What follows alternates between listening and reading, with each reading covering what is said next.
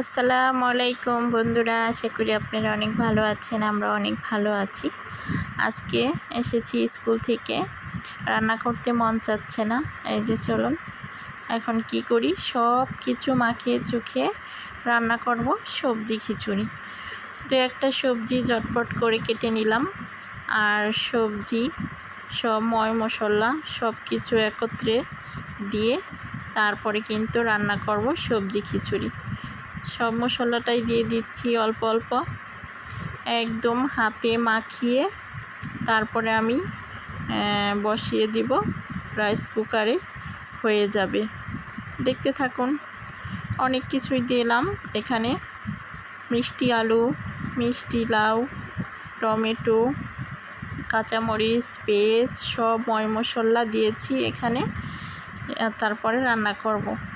মসুরির ডাউল দিয়েছি, খেসারির ডাউল দিয়েছি, দিলাম একটু মাসকালার ডাল।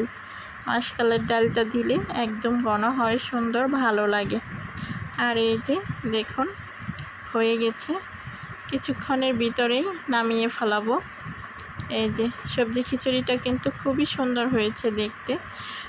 সবজিগুলো একদম মাংসের মতো চেয়ে আছে।